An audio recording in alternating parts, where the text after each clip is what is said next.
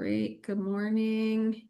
And I'm going to wait one more minute because we don't, let me see, 1, 2, 3, 4. We don't yet have a quorum, so I just want to give it 1 second.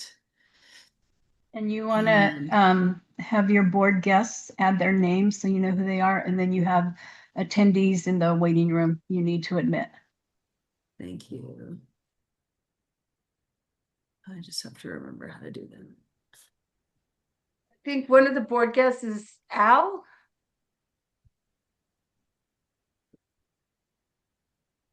No. Okay. Yeah, there he is. Great. Can I just start by saying go Broncos? All right. Ah, it's going to be interesting. My husband is from New England, so there's a lot Oh, of ire in oh my household, I'll just say. gosh, yeah. I hate the Um, Patriots too, so it's a real. I don't even care about football, but I really don't like the Patriots. Okay, I'm just trying to figure out how to make sure our attendees are in. Sure. Good morning, everyone. Morning. Hey, good morning, Alfredo. Hey, it's good to see y'all. Yeah, Happy New Year. Igualmente, feliz año nuevo. Yeah, I was on the wrong link. Oh, yeah, that happens. We're sort of in an excuse our mess vibe until we get a new board administrator. So it's all grace. Story of my life. We can use that for a while. I'll use it until like we have a new one, right? I mean, that's fine. Okay, sorry. I am still trying to figure out how our participants, I didn't quite understand what Nicole was saying. I see attendees If, in the attendee section, so I if, don't if, know. if you want to make me co-host, I can work on that part for you and you can go ahead and move forward. Okay, make co-host. Thank you. Sorry, I thought you had already dropped. So great. I could use your help. Thank you. Okay. Welcome to the January 23rd meeting of the Citizen Oversight Board. Glad to have you here today. We will be joined by guest EDOS Gardner, and thankful to have his participation today. When we had met with Al the last time, I think he was like a week into the job, so we'll be glad to have a little bit more time behind you, so we can connect on things that you're working on. Okay, we have a little bit of board business too before we get started, and a few things are true. We will have an election today, and I was laughing because I have been chair of this board since Al Gardner was on the board. Full circle moment. Yeah, exactly. I was like, we're really closing the loop on this one. So it's good for us and good timing for us to do that. We'll go through just a few things. Before we get started and have public comment. So if folks who are joining us today would like to say something or ask a question, welcome you to do that. And then we'll move into elections. Okay, so just a few things. One, the COB has a new board member, Don Long, who City Council appointed last week. Thrilled to have Don on the team. This was the first meeting he could have attended, but hasn't quite yet worked out the work situation. So Don will join us in our next meeting while he works through that. A reminder that our other Don, spelled differently, is leaving the board as soon as she moves out of town. And so we now have 2 mayoral vacancies on the board. And it is our understanding that they are actively recruiting applicants right now. So we encourage anyone who's interested to apply. And more information is on the Citizen Oversight website. And please apply. We would love to have you on the board.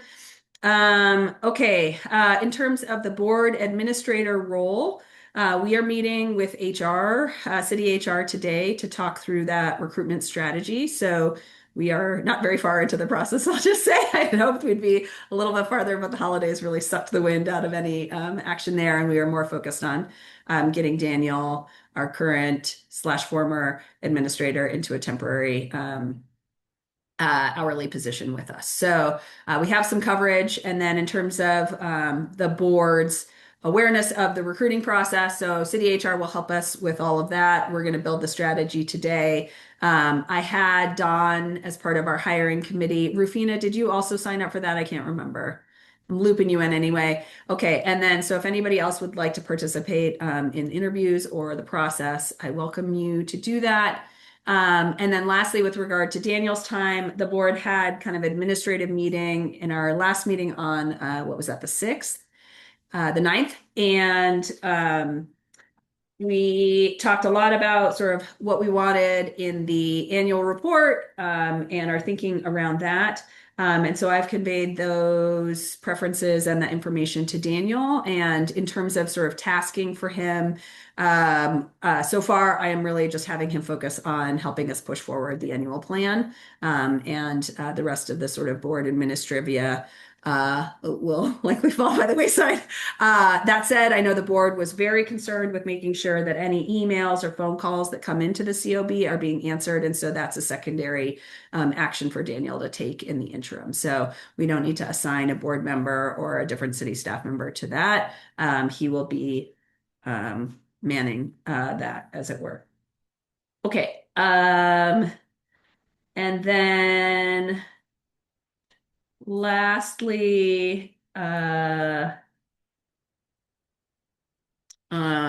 we reviewed and had an executive session on the annual performance results of the monitor. I have submitted that information to City HR, and Liz and I are finding a time and to talk through that. I think it's likely our next standing meeting. So if members of the management committee would like to be on that, that's fine. But I think what we had talked about was just having the chair have that conversation. So, okay.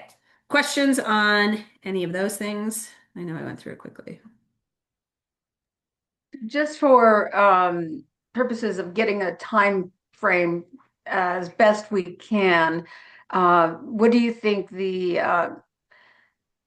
timing of the actual bringing someone on might be? March, April, further than that? I think we're probably into April, if not later at this point. Yeah, my guess is it's going to take 3 months.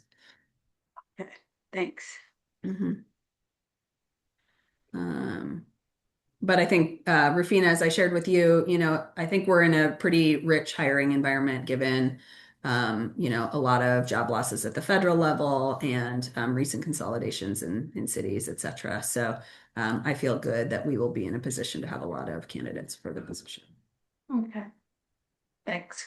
Oh yeah. So with regard, Larry, I see your question about committee meetings. So yes, if folks can take their own notes for committee meetings and, take attendance, et cetera, board members get paid based on their attendance at meetings per our ordinance. And so if you want to be compensated for that time, it has to be recorded somewhere. So good question, Larry. And then with regard to our meeting minutes from our last meeting, Tymisha, if you can just forward me the notes, if you haven't already, from our last meeting. I don't think we're prepared to approve them today, but we will do that in the future. Everybody should have received the minutes right after the I meeting. couldn't get into the Otter was my problem. No, So- I actually sent out Oh, you did? a PDF version of the Fantastic. minutes, and I sent them out right after the meeting. Okay. Have folks had a chance to review those minutes? No. Okay.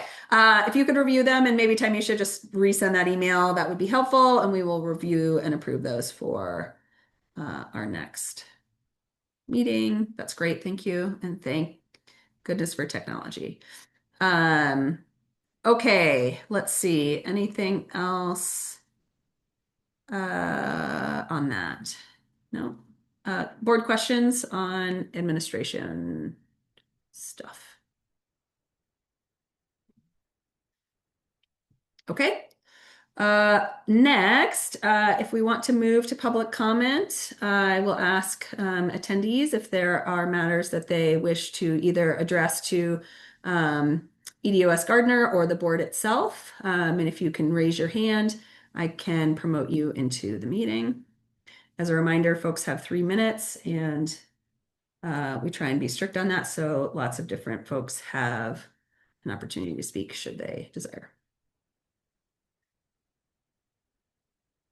I see Marilyn Ackerman. Let me promote you. Just 1 minute.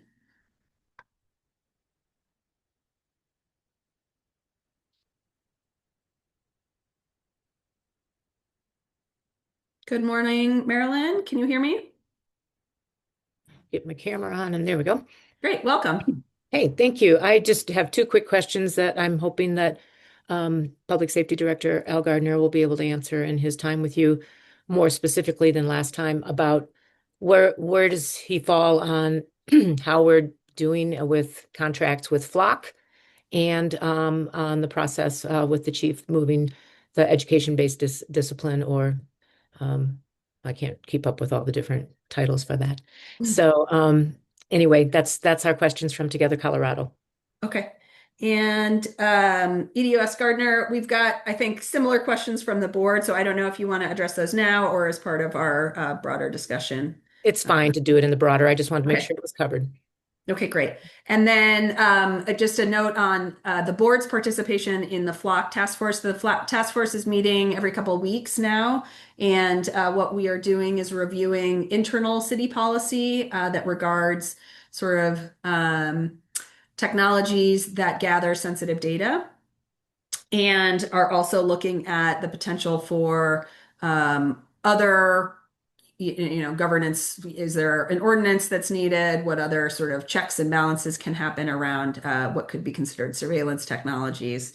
And so that task force is active and having lots of conversations. Alfredo, I see your hand is up.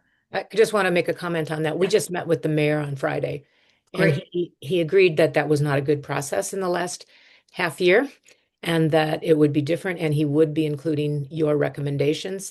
I just want to publicly say I hope that happens. Okay, great. And that's regarding Flock, or that's regarding Regarding Okay. Flock. Great. Yeah, I think we all can see that that wasn't quite the right way to engage in really sensitive technology. Maybe more thoughtfulness would be good. Okay, Alfredo, I see your hand up. Are you wishing to address Ms. Ackerman? No, I'd like to continue to add on to that stream of questioning, Madam Chair. Great. I'd also like if Director Gardner, if you're able to give us your position on the article that was published a couple days ago on how now the mayor is moving forward and executing contracts without the auditor's signature.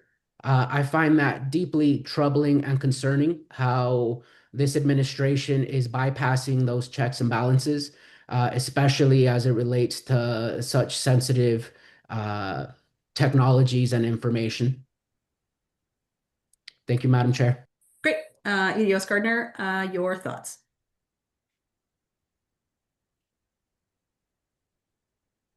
I can't hear you.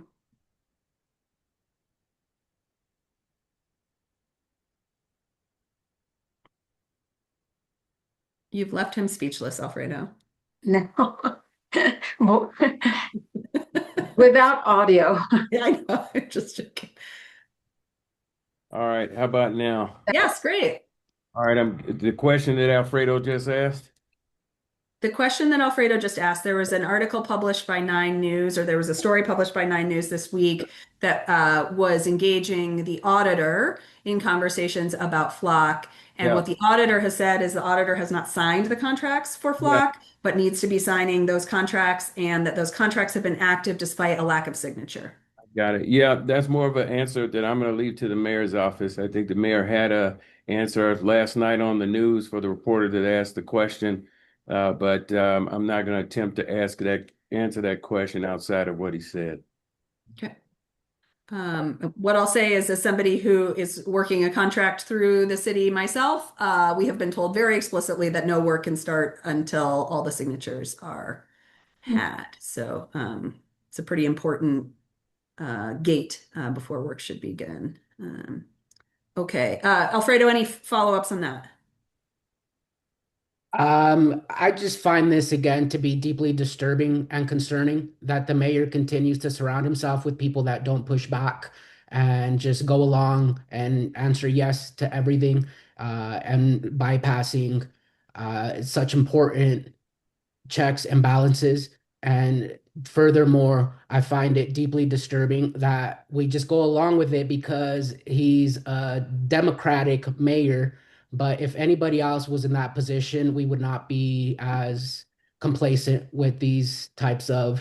um, with these actions. Thanks. So is it actual that the flock camera contract is indeed being implemented without the auditor's signature? It's not being implemented, it's implemented. Through March. Mhm. It's already underway. Okay. It's been underway for almost a year at this point, so, or maybe longer. Time flies.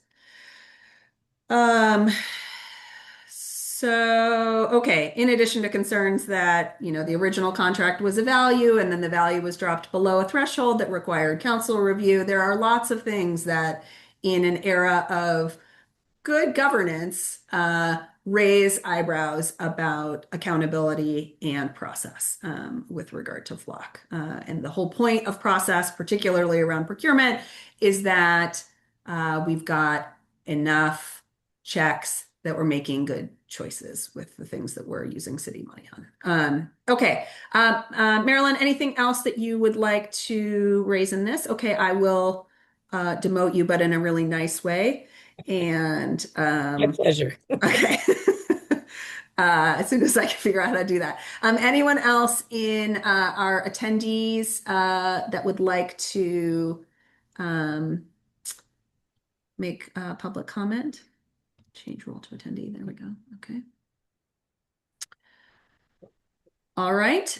Seeing none, might we move into I feel like we should have some like very American music and some banners and maybe some balloons that will have woohoo an election. And let me see what my notes are on that. Okay. So the board has a chair and a vice chair. Those appointments or those roles are typically 1-year terms with the option for an individual to be there in multiple years. Just to clarify, and why we're having an election, we were supposed to have an election in July of last year, and we were kind of busy with EBD, and there were a good number of transitions happening at the same time. And so the board made a decision to wait to do our election a little bit later. And our elections are annual, and so we're a bit overdue on this, in addition to the fact that while I love being chair of this board and hope that I have added value, I don't think it's good governance for somebody to sort of be a forever chair. And I'll just say, I really feel strongly about no kings, no queens in America. So I really want to make sure I step back out of the role and allow other board members to demonstrate their strong leadership as well. So we will move into our election. Would anyone like to volunteer or nominate themselves or nominate somebody else for the role of chair? Alfredo? Well, first of all, Madam Chair Richmond, I just want to thank you for your leadership and everything that you've done for the board and for the city. I am deeply inspired by your fearlessness and the way that you represent us and are able to hold people to account. I think in public safety, it's so important that together as a community, we really continue to educate ourselves and push back. Um, and I think what you've done so beautifully and gracefully is that it doesn't matter if you're a Democrat or you're a Republican. We all need to hold each other accountable and make sure that we're doing best by our community. And you've done a really masterful job in doing that. So I want to thank you, first of all, for your leadership and your support. And with that, it brings me a lot of joy and honor to be able to nominate Ms. Rufina Hernandez Pruitt as chair. Thank you. May I have a second to that nomination? Larry? I just want to second Alfredo's comments, Julia. I think you have done a great job in leading the COB. I think there has been many successes and a lot of growth from the time that I have seen you lead the COB. So thank you so much. And I know that even if you are not chair anymore, I know that you'll continue to put in the hard work because you always do that. So thank you so much for all of your work and leadership. And I'll second Alfredo's nomination of Rufina. Great. Are there any other nominations or volunteers for the role of chair? Okay. If there are none, may we take a vote? And Rufina, I would ask you to recuse yourself, but I'm not sure we have the proper quorum if you recuse yourself from the vote. So vote for yourself if you believe in your candidacy. And may I take a vote on the nomination of Rufina as chair of the COB? All in favor? Aye. Aye. Aye. Great. Wait, Rufina went off camera, so I know enough votes. Aye. Tamisha, thank you. I'm not voting. We will take this as a credible vote with enough of a majority here. And I will seek maybe Dawn's vote offline, but I think we're okay. So next, may I have nominations or self-nominations for the role of vice chair? Rufina? I would suggest that the votes be sent via private chat. Oh, you want it to be a secret ballot? Yeah. Okay. All right. See, we're a democracy and votes are private. Okay. Secret ballot. Would you like to retake the vote for the chair? No, I just wanted, if you just email it to you. Okay, perfect.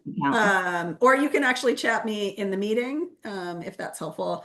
You can chat everyone or just a person if you look in your chat function.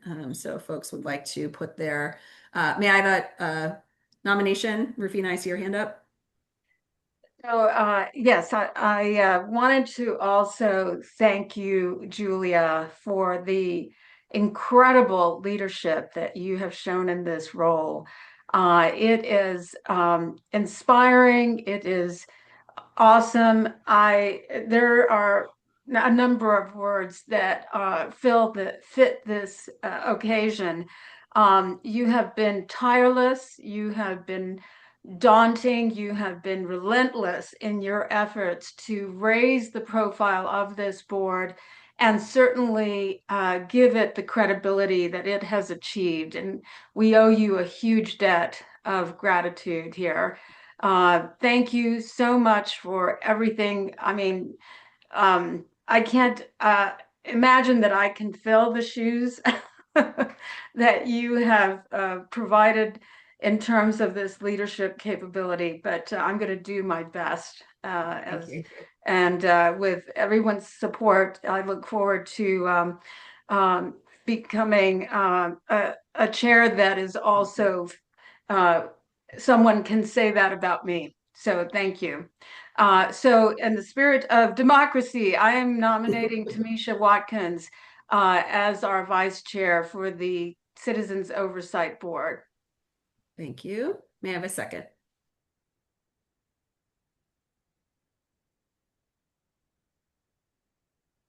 I will second it. And then I will take a vote if folks want to put their vote in the chat to me directly. That would be great. and we'll move on from there. And then Rufina, to your very kind remarks, thank you. It turns out I have quite small feet, so it should not be hard to fill my shoes. And I'm staying on the board. I'm not going anywhere, so I'm eager to participate in a new way. Okay. With that all said, Rufina and I had a sense that there was not going to be a competitive race for chair of the board. So we have discussed that what we're going to do in the short term is Rufina will be the chair, and I will sort of be the immediate past chair and help to transition everything to Rufina over time, with our goal to be the end of June. Is that right, Rufina, or beginning of June? I can't remember. Beginning June. Okay, June-ish. June-ish. And so, just include both of us on communications for the time being, and I'll slowly fade into, if you remember that Simpsons episode where he fades into the bush, that's going to be me. So look for the sort of slow and calm handoff of stuff. Okay. Great. And I think that is all the board business that we have for today. Are there other board items that folks would like to mention, call out, discuss? I did want to find out the status of the where are we in terms of the letter of support that had been asked of us from I believe it was TOCA. I may not be correct in where that request came from. It was early, it was late fall that we received a letter of support request. A request of the board to have support for A public safety commission or something. Oh, yes. I think maybe you missed the meeting where we talked about I that. may have missed the meeting. Yes. I think what we discussed was, while it may be a good idea, it is not necessarily on the strategic plan for the board. And it's not something that we can necessarily devote energy to.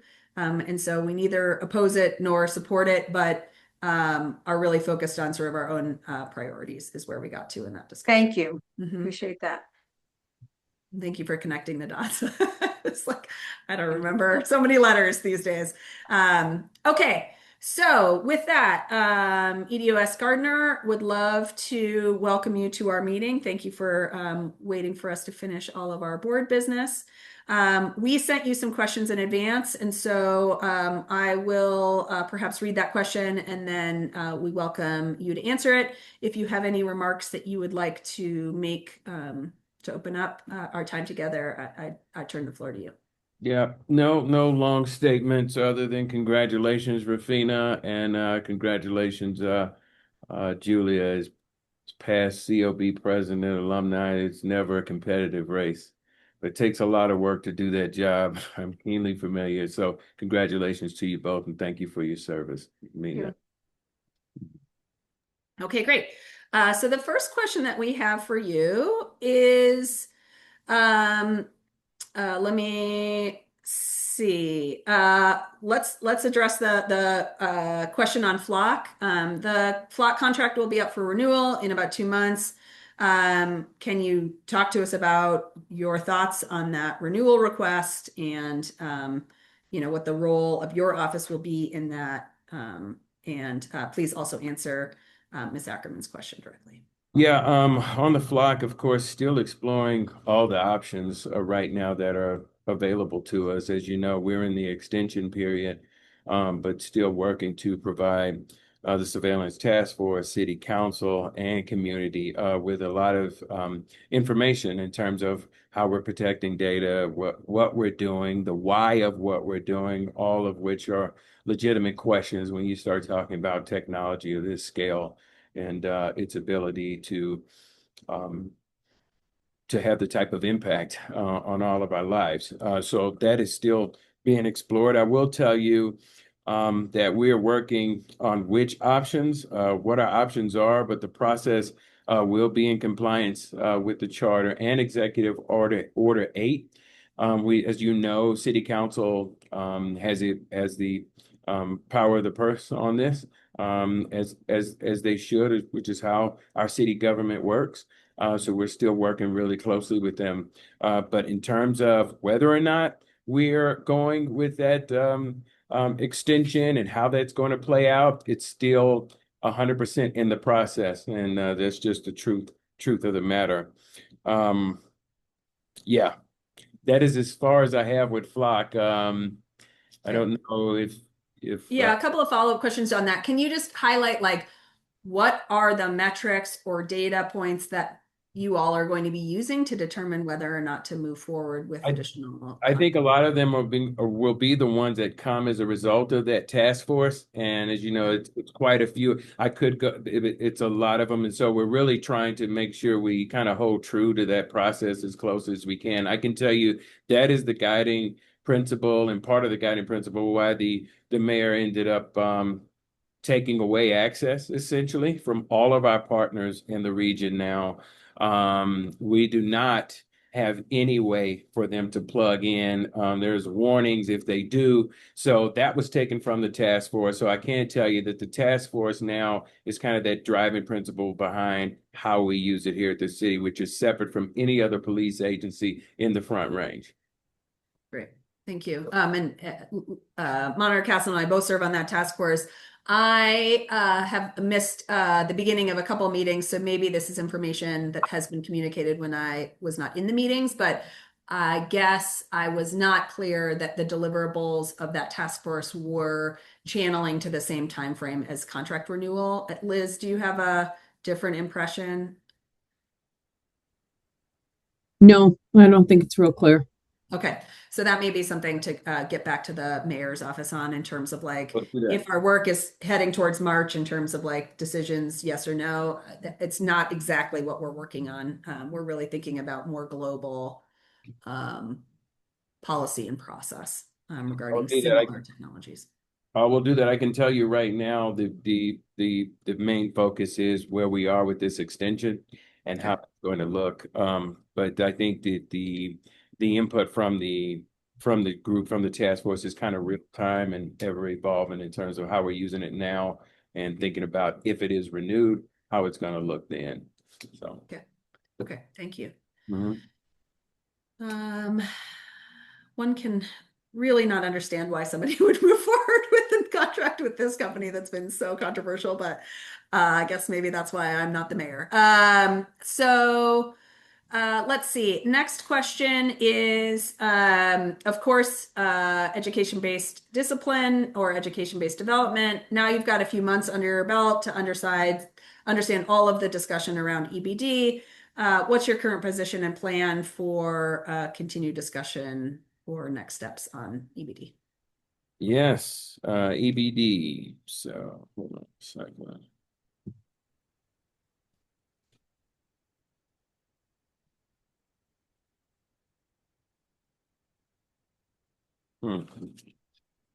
Oh, there we go. Like 3 or 4 pages of notes here. That's okay.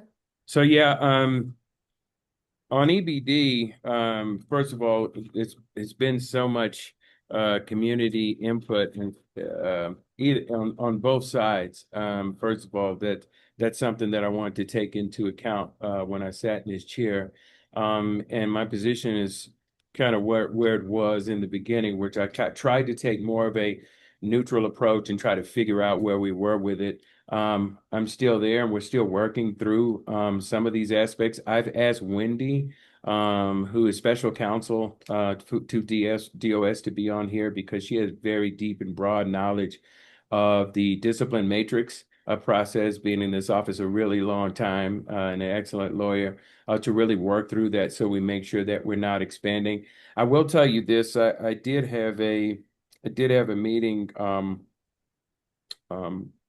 that in which I really outlined clearly that doing this process iteratively is the only thing that I would consider, and I would not consider A through F. That I can tell you is off the table. It's something that I won't consider because there's just too much in there.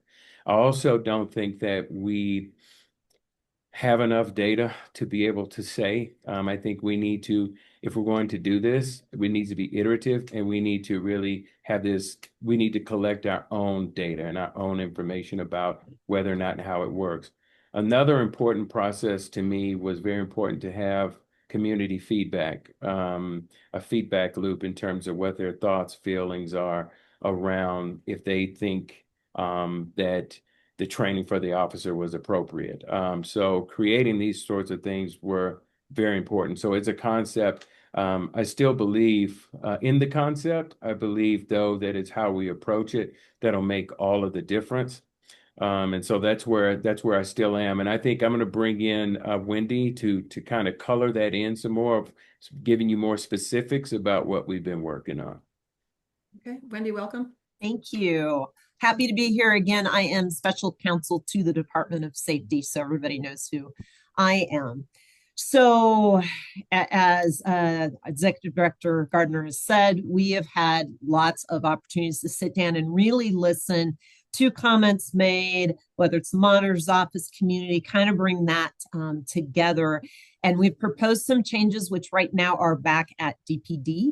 And then the thought is that I will actually have a sit-down conversation with Liz and her team to go through the changes that we have proposed in the policy, and then give them the opportunity to provide final comment on that and recommendations as well. But just to kind of let everybody know what we have added or changed to the policy right now, what's been proposed is we have made it very clear that it will only apply to certain category A and B violations. There will be nothing higher than a B. There's also an appendix that specifically outlines the only type of specifications that will be eligible. So there's no question as to what that is. We have also added into the process the ability of the monitor's office, even from the beginning, to provide a recommendation as to whether the monitor's office wants to or agrees that EBD is appropriate. And here's the part we added in. There's going to be an appeal should conduct review not agree with the monitor's office. The monitor will be able to go to the executive director, just like in the other part of the process, and indicate why the monitor's office does not believe that the matter should be appropriate for EBD, so that there can be a final decision and everybody has an understanding of what's occurring there. So that's something we added in. We wanted to make sure at every part of the process, the monitor has not only the opportunity to give recommendations, but also present concerns to the executive director for a final decision to be made if the conduct review and the monitor's office are not in agreement, because we think that's really important there. If EBD is approved, there'll be an individualized education plan created. We've made it very clear in the policy that an individualized plan cannot be anything related to required training. They're not going to get credit for the training, and it can't be something they're already trained on. It's very clear in the draft policy now that the monitor's office gets to make recommendation as to what goes into that plan. And then again, should conduct review disagree, what's drafted in there now will be talking about giving their reasoning to the monitor. If the monitor doesn't agree with the reasoning, appeal again. They get to go up to the executive director and explain why they believe their recommendations need to be included should DPD not agree. So again, making all of that layering to make sure we have all the individuals in the process and that there's an appeal of the monitor so that it's being taken all the way up to the executive director level, which we thought was very important there too. So everybody's on the same page. With respect to external complaints, this comes directly from Director Gardner, and I think it's a really good, important part of the process. Not only is the person that's doing the external complaint going to get notification of if it goes to EBD and the nature of the individual education plan, they also are going to get the opportunity to complete a survey, which is going to be developed in consultation with the monitor's office. So hopefully we can get information back onto how that person is feeling about the process. They'll also be able, right, to free form and provide their own comments, but some things that we really want to know about. I think that's very important. We have not developed this yet. Again, monitor hasn't seen all this, but I think that's a very important part of the process that Executive Director Gardner identified. And I think it's great to have that in the policy. There's also going to be a part that once the matter is concluded, if that survey doesn't get completed, we're also going to have IAA reach out personally to see if they could talk to the person, understanding everybody gets busy, maybe they're not comfortable with that, to see also if we can get that feedback. Again, another really important part of the process that we all need to know, right? How community feels about it, especially the ones that are going to be impacted by this.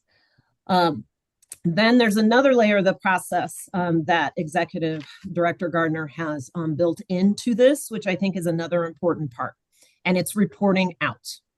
So in the policy, there's been additions that will require DPD on a quarterly basis to meet with Executive Director Gardner and the monitor's office to provide certain information about what has been happening, who's been eligible, etc. We've started that criteria. Again, this is something that the monitor is going to inform, so we make sure we have the information that we need.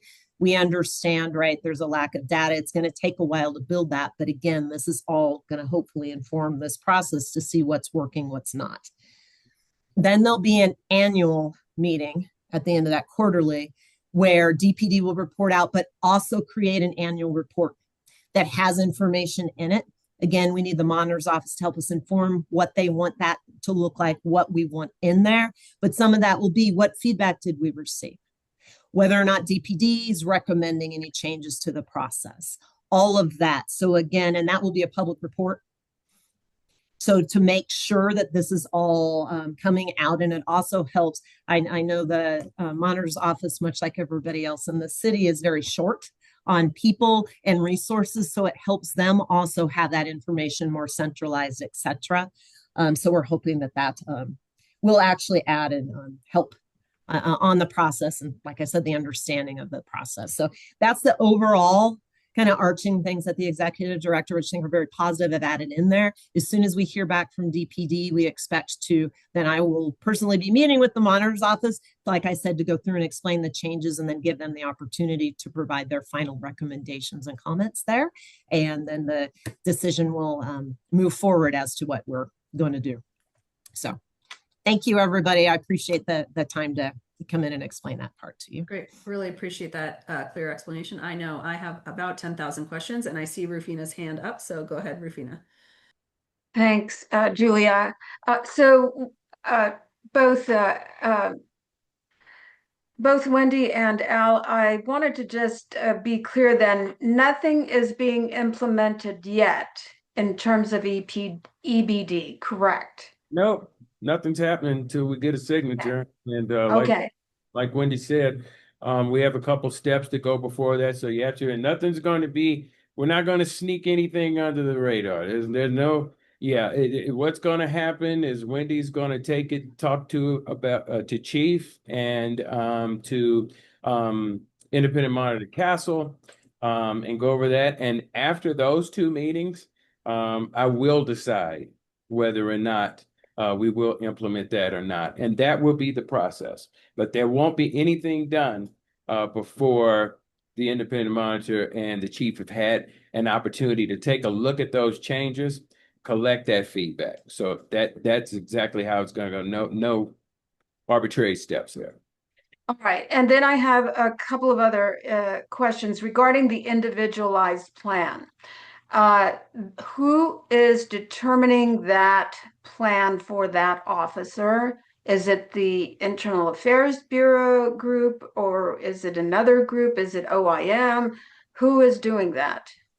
So it's going to depend, right, on the nature of the violation, but primarily it's probably going to be the training academy that starts to develop it. Again, that'll be a draft that goes over to the monitor's team to look, make recommendations. Then it goes to conduct review with all of that. Should conduct review not agree with the monitor's recommendations, they're going to need to provide in writing why. Then the monitor's office is consider that. And if the monitor office doesn't agree and there's not an agreement reached, monitor's office can go to the executive director, express their level of concerns and what they think they need to be in there. And then the executive director will make the final decision should it need to be made. Yeah. Then the other piece that I was listening for was you mentioned the annual report. Is that what we consider to be an evaluation from a neutral evaluator? And has there been a decision made as to who the evaluator is? Well, the report is going to be, and Wendy, you stop me if I'm wrong, but the report is going to be simply based on the data that's been collected throughout that year. So it'll say for offense X, this is the training that we've had, this is the feedback that we've had. So it's going to be a clear data report out based on these incidents. So that's for the public's consumption. And that's for the independent monitor in your consumption in COB for you to be able to see raw information about exactly the types of offenses, the types of training, and the types of community feedback. Did I miss anything there, Wendy? No, that's right. And there'll be some other components of that. But again, I need to meet with the monitor's office to get their input as to what they would like to see as well. But that's going to be DPD's report for everyone to use. So that independent review, et cetera, still lies with the monitor. Right. On that. That is just DPD gathering the data, showing what was used, and then other information that whether it's the executive director or the monitor believes should be in that report. Would it be fair to say that we are doing a pilot of this idea, and thus the evaluation, the data that we receive may determine, in other words, what I want to find out is whether or not we are committing right now to seeing this happen for the next foreseeable decade, or are we going to use the data and at a time fixed say, no, it's not really working to reach the goals that were intended to begin with? Or is it just evaluating for the sake of receiving data, but there isn't really, we're in it once we get into that? I will tell you, this data is meant to influence whether or not the program is viable. I mean, it's meant to show if it is indeed causing more harm than good, if we are kind of spinning our wheels and nothing's happening here and it's not made one bit of difference. So we're not looking at any other state, any other city, what any other program is done. But now we know, as a matter of fact, and there would be no use into carrying on with this.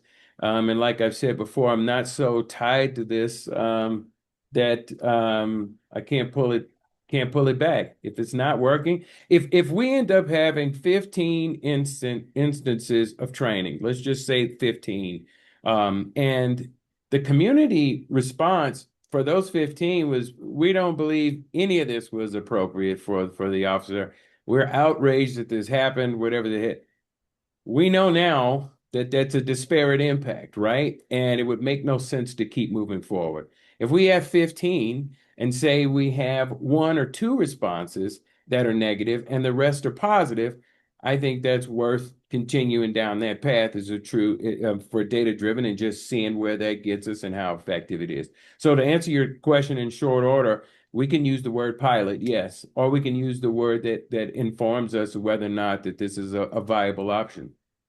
I think it's helpful to use the word pilot because then it indicates that we have an open mind, that we are not committed to this until we get that data. So I think that's an important distinction. Thank you. Okay. Thank you. Thank you. A few questions that I have. So tacking on to Rufina's question, Chair-elect Rufina's question. If we are indeed treating this as a trial, some sort of thing where we're going to learn at the end, I would appreciate if at least the monitor's office and EDOS of safety could get agreement on the metrics that we will use to determine success. I think community perception is one thing. I don't know how, as a community member, if I am harmed by an officer, how I would ever know if the training for that officer worked. other than my perception that I don't like that training or I do like that training, right? Like, hopefully I'm not having another bad interaction or any interaction with that officer ever again. And so I don't know that there's a very rigorous comparator.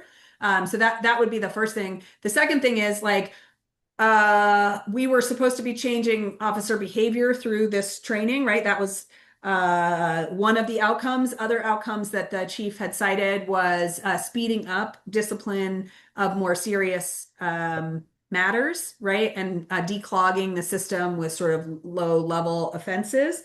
And so I would appreciate understanding what other impacts this has in terms of right, how fast other things are getting processed and the pipeline for more serious discipline being improved in terms of outcomes.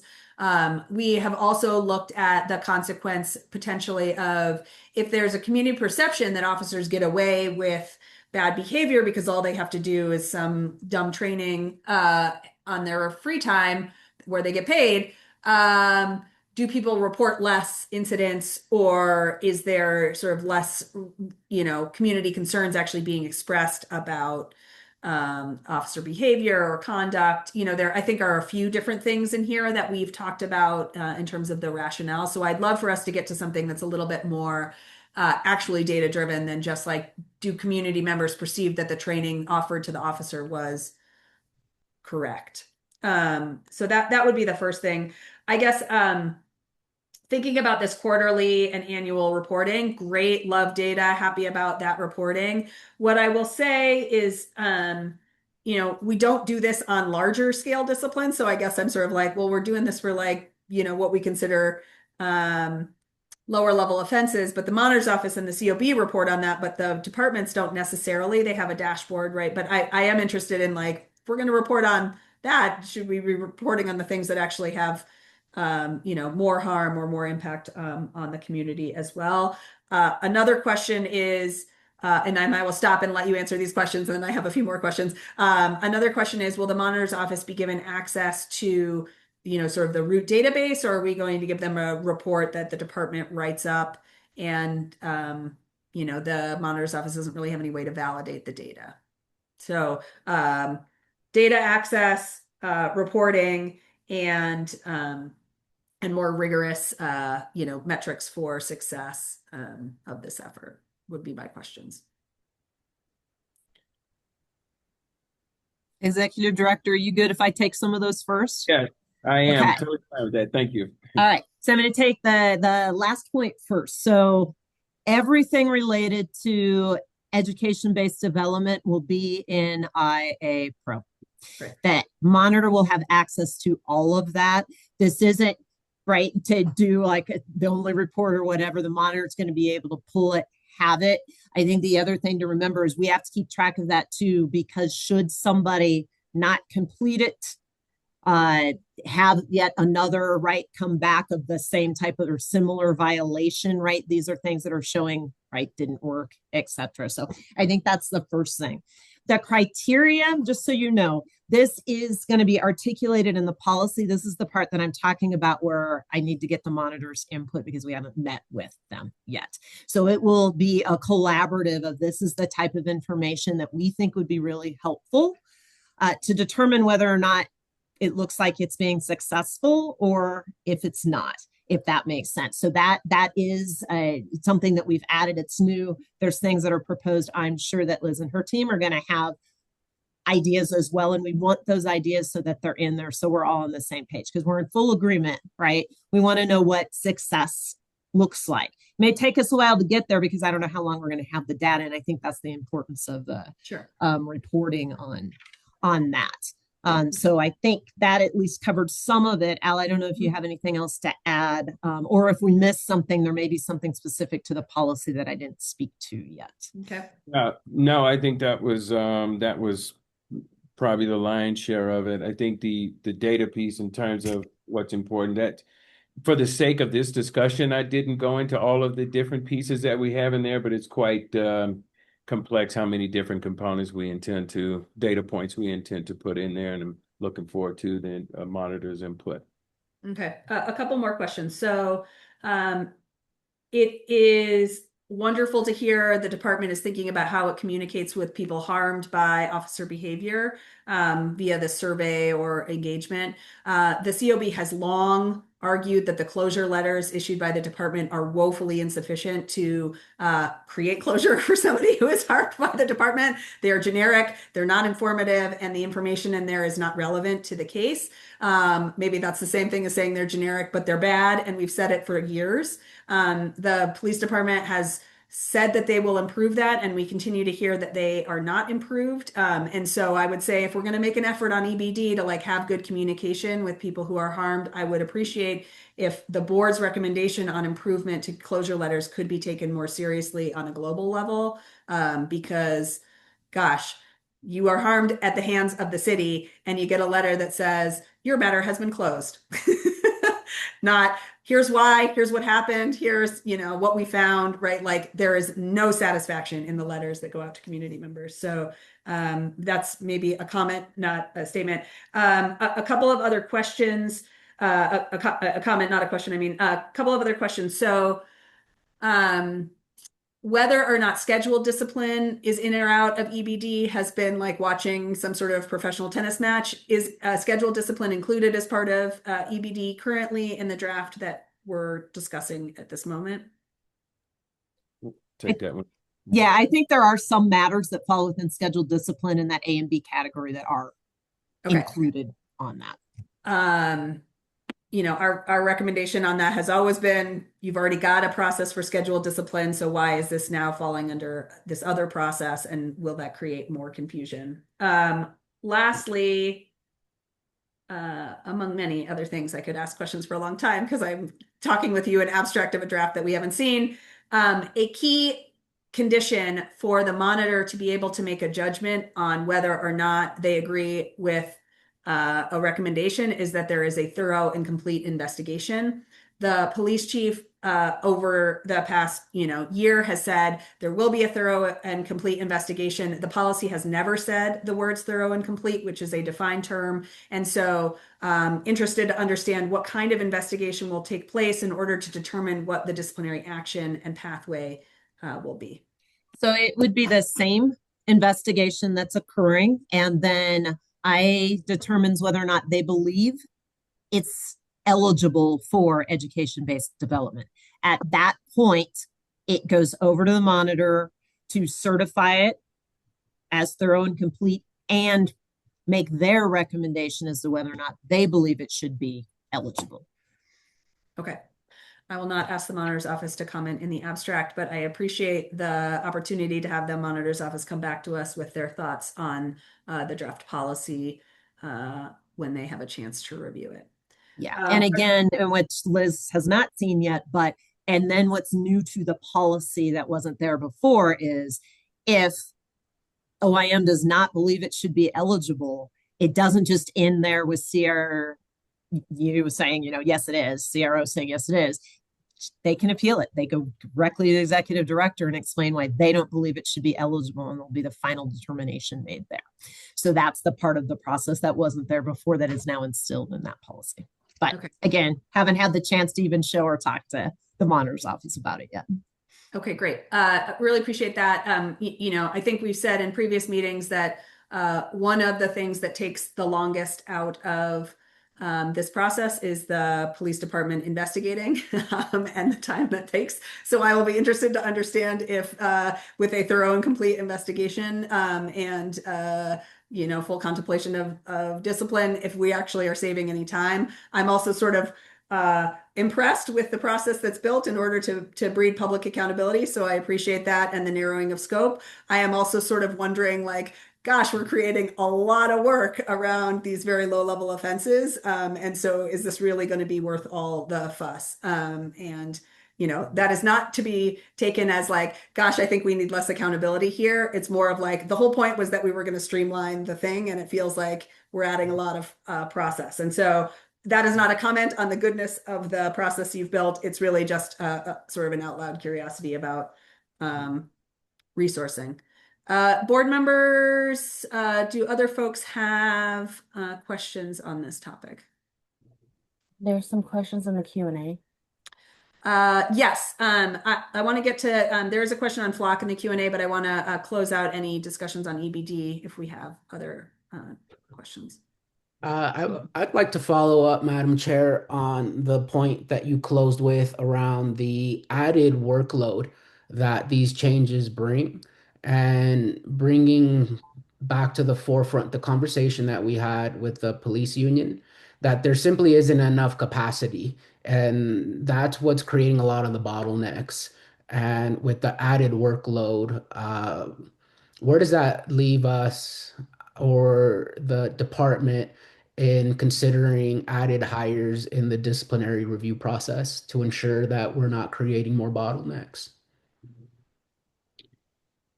I don't know that there is any additional workload for this process. There's not like we need to hire 2 or 3 more people to get this done. It's the process really follows existing paths that we have, absent of us being able to take an exit for certain levels and handle those differently. So unless over the next 6 months, there's a significant jump in between A and B infractions, which that we have not seen. The workload impact in terms of the additional input from our compliance officers, much like what Wendy is involved in and some more on our other team, we don't see that as additional workload unless there's, like I say, some huge jump in double digits in between these lower level of offenses. And feel free to cover in, Wendy. No, I think that's exactly right. The same investigation would take place, right, regarding of whether or not we had EBD or not. The difference here is we're making sure that that is done. So in the event it's determined not to be eligible, we're not then delaying the process and have to continue and go back to a more thorough investigation. It seems like because you need to have that information really to decide and for the monitor to make a good recommendation as to whether or not it's eligible. The only piece that is additional there is reviewing of the individual education plan, the individualized plan, and getting the recommendation. I think once we get through a few, hopeful that we can figure out what that looks like and not have as much of a drain. But that's the only piece that I would say, right, would provide some additional work that everybody's not doing now. I see. Yeah. I will add this too, and this is maybe getting a little bit into the weeds. We were very meticulous about these, and Wendy, I have to say, I give her a lot of credit for this. As me being new here, we're very meticulous about looking through these offenses, and very meticulous about making sure that these are not ones that are even tied to any type of physical interaction in the least, and very meticulous around how she reviewed this. And I want to say that and give her a lot of credit for that, because the list is pretty long. But like she said, the appendix, once we were able to really narrow that down, and I think she did a really good job of that, being able to come up with things that are very narrowly defined. And I will say, in choosing what we have, it's not going to make anybody happy. I will tell you right, you're not going to like it. Some folks in the community won't like it. The police union will not be bringing me chocolates anytime soon, which I'm completely fine with, and I understand that's the job, and I understand that from both sides. But I will tell you, as someone who has been affected, I don't know if anybody on this phone has, and have been physically assaulted by police, by the Houston Police Department at 15 years old. I know exactly how it feels. I personally have dealt with it. So I know exactly how I wouldn't want anybody else in the community to feel.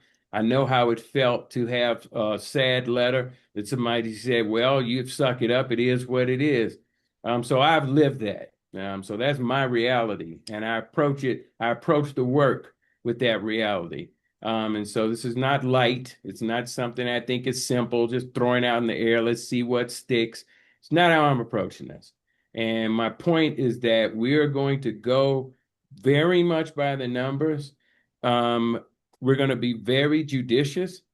I don't intend at any time, if any officer does something to any citizen in this city that causes harm to them, if someone's hit, no, you can't get training because you bursted a window out of anger or you cursed a child out. That stuff's that's not happening.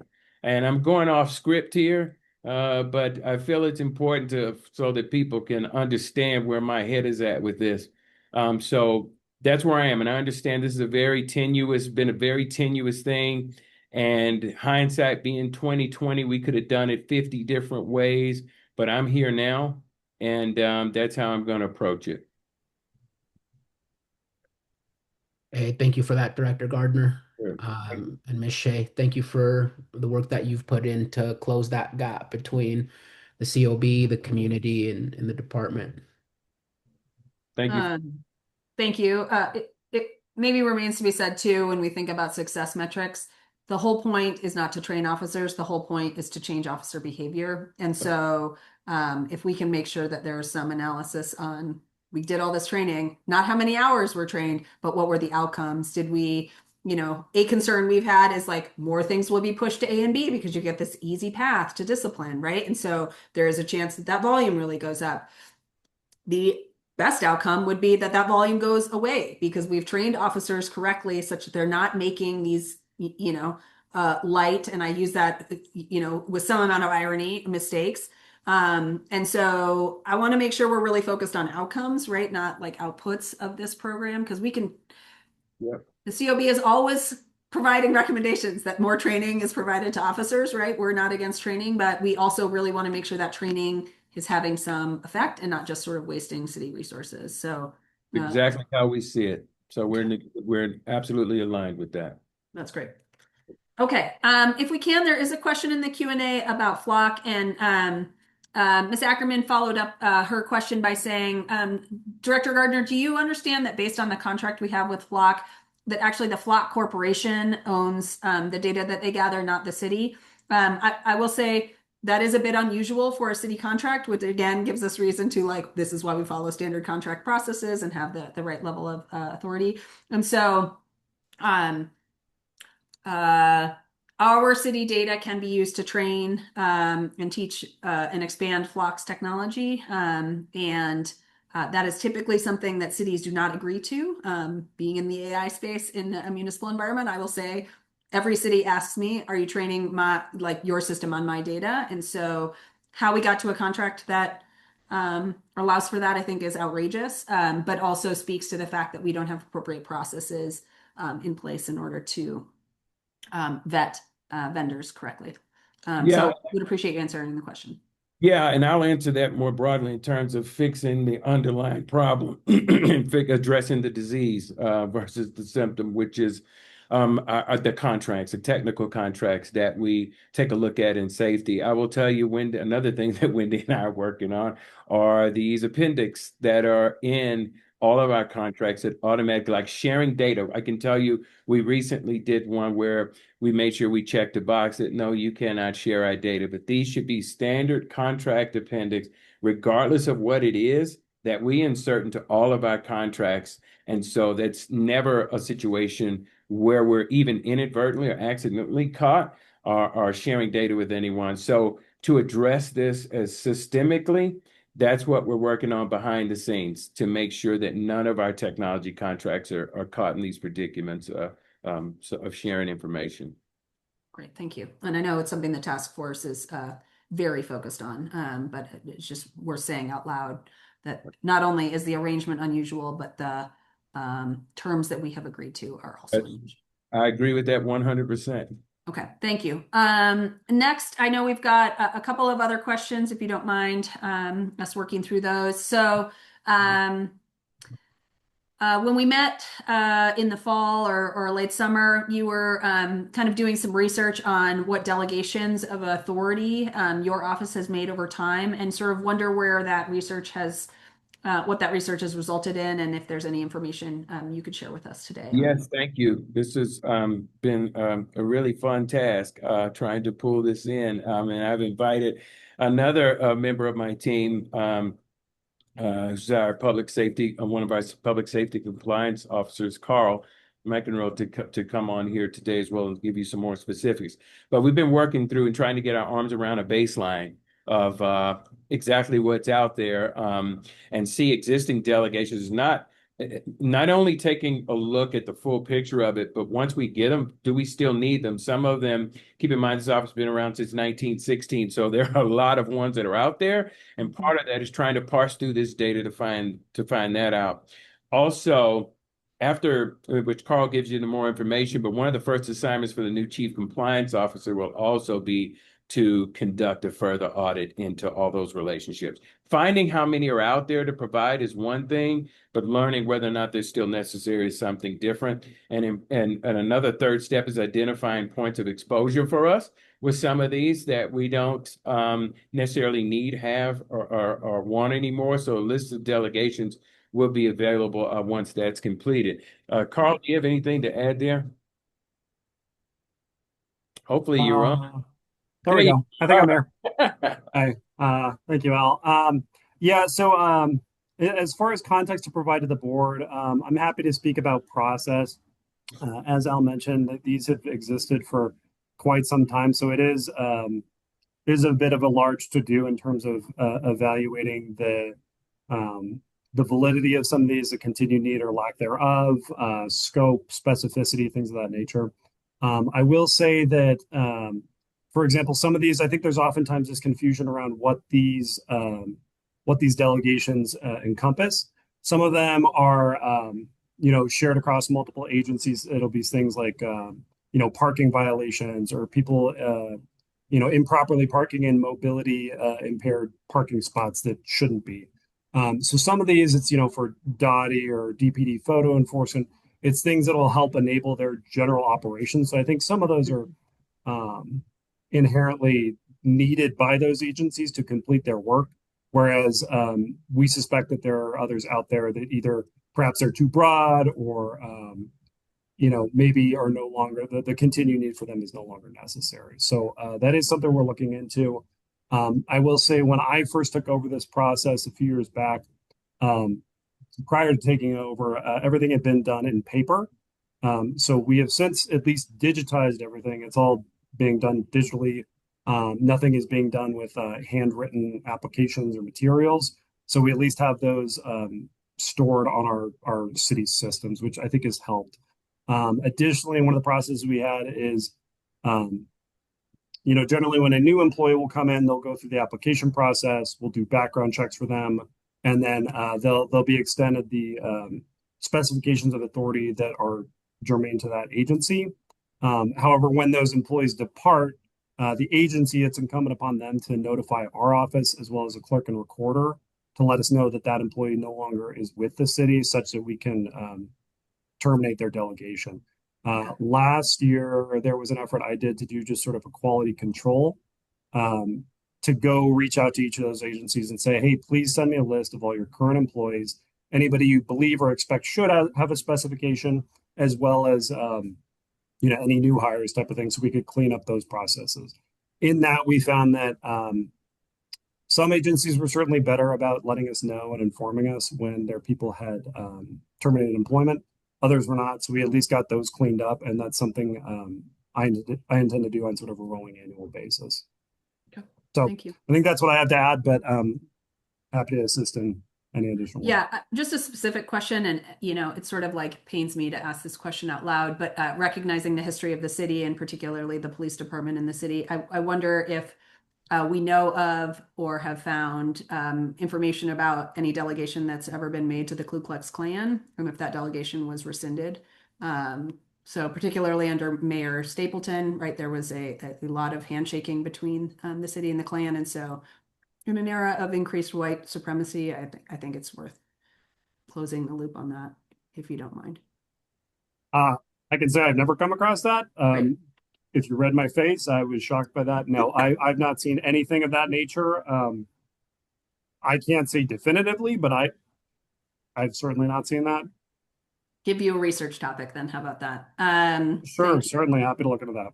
And like I said, seems like it would be irrelevant, but in this particular moment, it sure isn't. Any questions from the board on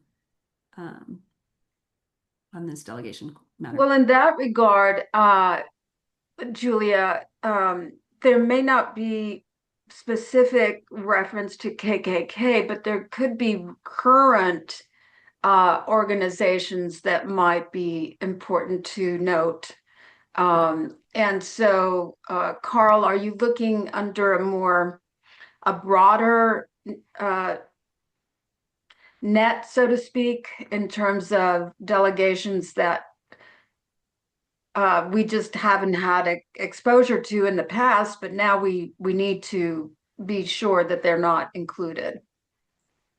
Well, sorry, go ahead. I'm just thinking something like Proud Boys or something like that in the past wouldn't have been relevant, but now it's very, very important. Well, Sorry, go ahead, Al. no, just real quick. No, and keep in mind, these are delegations that would have come from this office to empower groups or empower departments to be able to enforce an ordinance or a code. So now Julia's question, Chairman Richmond's question is probably, or past, immediate past chairman, chairwoman, would be probably more in that bucket as politics was a little bit more obviously in that direction. But I think you probably would be pressed to find anything like that, giving a group power to enforce any type of citations or code like that. And Carl, you stop me if I'm wrong, but but he is looking broadly there. But please fill in where thank you, Al. Oh, sorry. No, my apologies. No, I appreciate it. What I'm wondering about is we may have what on the surface looks like an appropriate delegation.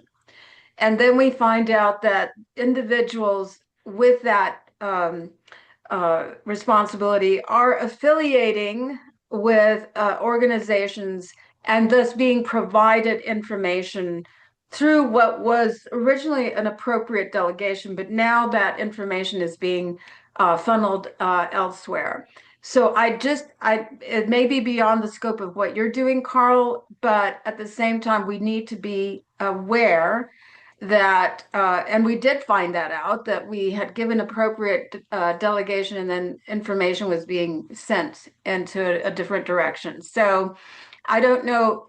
Apologies if this is beyond what you are actually doing, Carl, but that's one of the issues that the public has is how are we preventing those kinds of connections getting into the wrong hands or that information getting into the wrong hands? Certainly. And I appreciate that that question. I can say that any individual who is delegated any authority under an agency's sort of umbrella delegation, each one of those applicants goes through a fairly rigorous background check, including NCIC and CCIC background checks. So I can't say that I've personally seen any sort of flag for affiliations with questionable groups or things of that nature. I've not seen anything like that occur. But it's something we can certainly keep on our radar. I appreciate you guys bringing this to our attention. We live in a very strange world. So thanks for a small rabbit hole, but also a trip back in history, right? Okay. Speaking of compliance, Carl, it's nice to have you here. EDOS Gardner, your compliance officer position has been vacant since it was terminated last summer. What's the latest on filling that position? And has the extended vacancy had any impacts on the discipline process? Yeah, thank you. And thank you again, Carl, for popping on today to be able to color those. So appreciate you. I want to say that, first of all, I won't use the word vacant because I'll say Wendy has been in that role, who you spoke with today. That has actually been the acting, I'll say, counsel in that role, and Wendy's been pulling double duty there. So while we haven't had someone hired there yet, Wendy has been fulfilling that role completely, to make sure that we don't have things without the obvious increase in workload for her. I will be able to provide more detailed updates next time we meet, as we're actively interviewing. So we're actively interviewing. I put the job description and out to the public. We had great response from that. And thank God we have a lot of great candidates. Also, like I said last time, I believe, have invited the independent monitor into those interviews. And she has sat in on those first round of interviews, and we've taken the monitor's feedback as well. I will say too, this is an extremely important position, obviously. And I'm just gonna be straight with you. I'm less inclined to feel the pressure of going fast as I am as getting the right person. And that right person, as we look for that right person, I need really to make sure that that individual understands the impact and weight of this office, and is able to take a look at these more complex things. So I tell you, we are making progress. I have another second round coming up in the next week or so. So we're getting pretty close. I don't want to put a date out there and say by next meeting, but I'll tell you we're pretty close. Okay, that's great. And I know, Al, you have had a job where it's a comma job. I have this job plus this job, and I have also had that job. So Wendy, appreciate your service to our city in that capacity for quite some time. So thanks for that. Okay, I think that was all the questions we had. One more about the city council. Oh, yes. Okay, so city council is considering whether to ban law enforcement officers from wearing face masks, and this is not in the context of PPE. This is in the context of preventing their faces being recognized when they're conducting their duties. We've seen an increase in use of both ICE and other federal enforcement authorities covering their faces, which makes it very difficult to pursue civil cases or disciplinary actions because it's very hard to tell who a person is when their face is covered.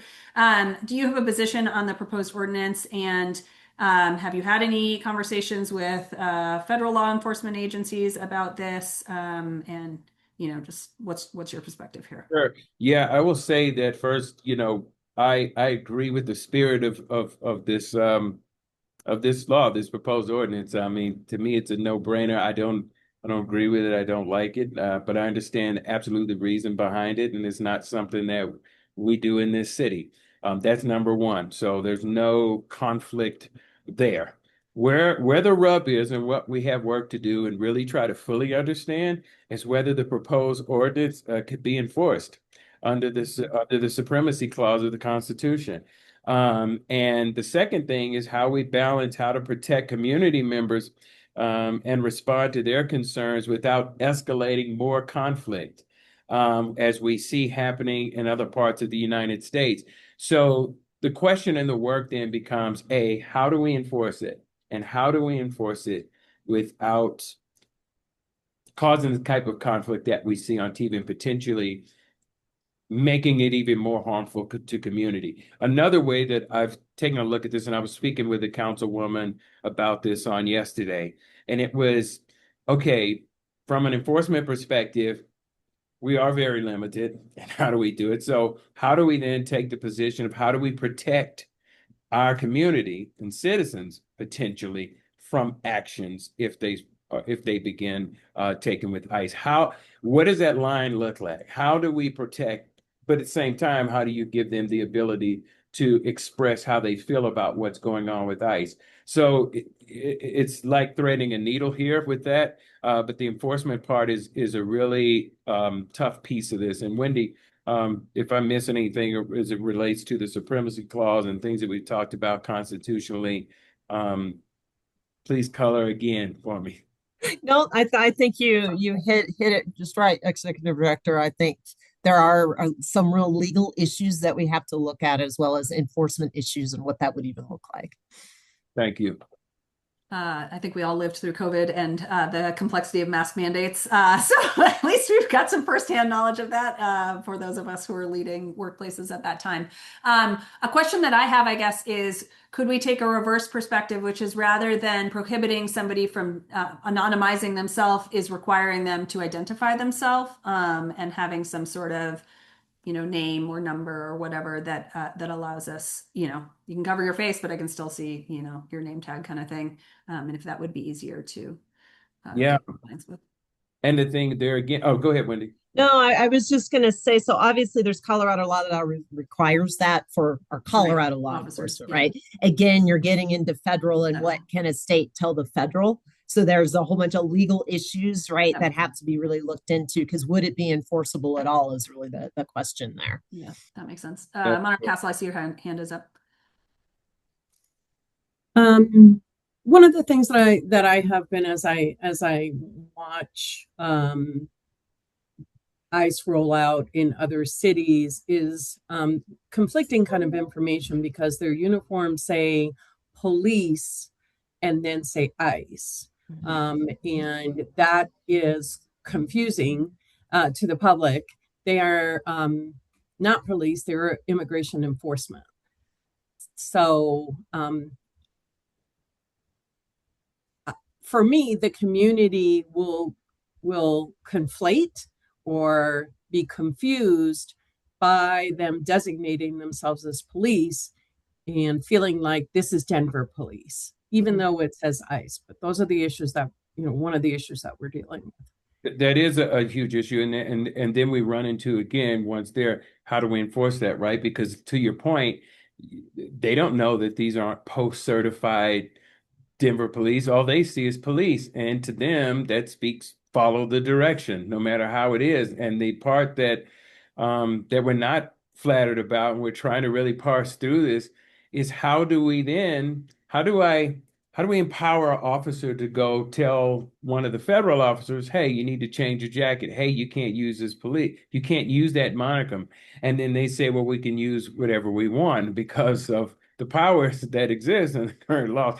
That is the difficult and frustrating piece of this from where I sit, not just me, but I've had discussions with the chief. And to answer your question, Julie, there are questions there are conversations that go on all the time with our federal partners around this. I will say that, operations happen all the time. And I will say that thankfully, to this date, we have not had that happen in this city. And we hope that it doesn't, but we will continue to work, knock on wood. But I will say the communication is good right now between our police department and federal partners.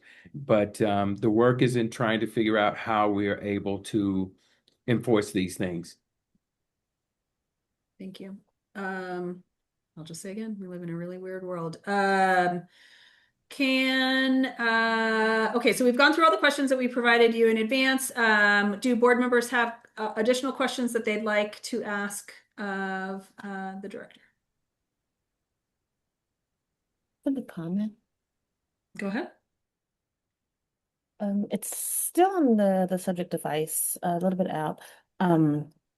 But they had just mentioned that they are able to use administrative warrants versus judicial warrants to enter the home. So what is our stance on that?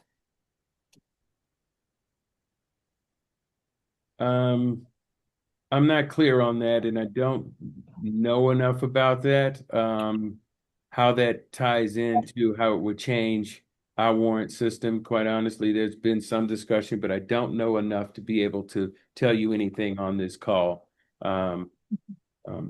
without some other type of support on this phone, because it's still a discussion.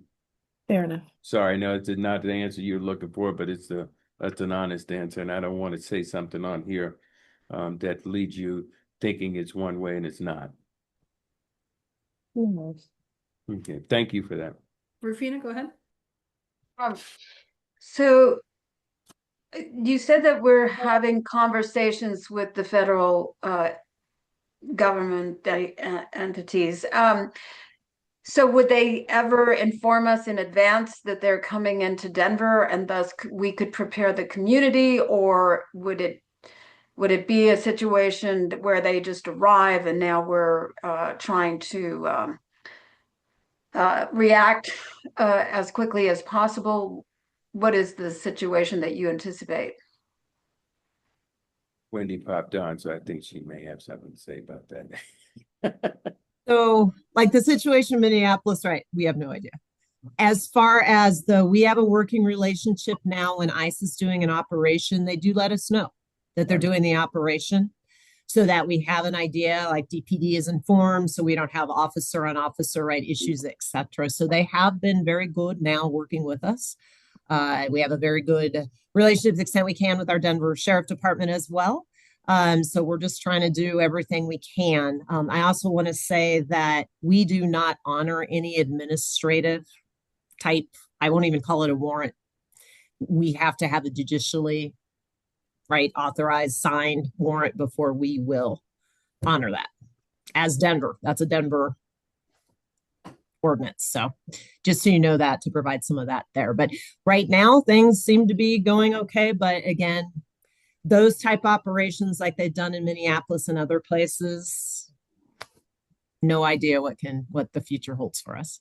We do know that Colorado is in the crosshairs of this administration. So I'm assuming that you all have a plan already in the event that it may look like a Minneapolis or Chicago scenario. So just wanting to see if there's any community part to that we could assist with if that situation occurs.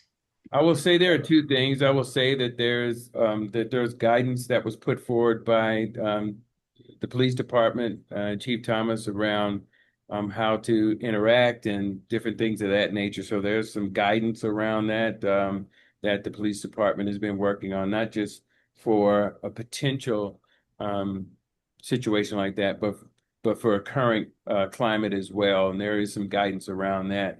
The second thing is, here with us, we've run a couple scenarios, obviously with various parts of the city to try and prepare for how we would come along and to support community. So I will say, without getting into too much detail, the conversation and the exercise between how much these safety departments would come to make sure that our communities remain safe is definitely top of mind right now. And definitely something that's been acted through on a couple of different occasions. Thanks. A lot of words there. Okay, I think if we do not have additional board member questions, I'll pause. Yeah, go ahead. Can I say something before we get off? We have someone on this phone who this is her last meeting. Oh. And I want to acknowledge her. You have to show your face, Emily. You guys, and you may not know Emily, but I will say Emily has been a big part of the Department of Safety. She was on these calls when I was on the Citizens Oversight Board and asking questions to the chief and the sheriff. And she's always been someone that's always been responsive and knows a ton about this office for the past 19 years. So just as a Denver community member, thank you for what you've done. And I wanted people to see your face here today. Thank you, sir.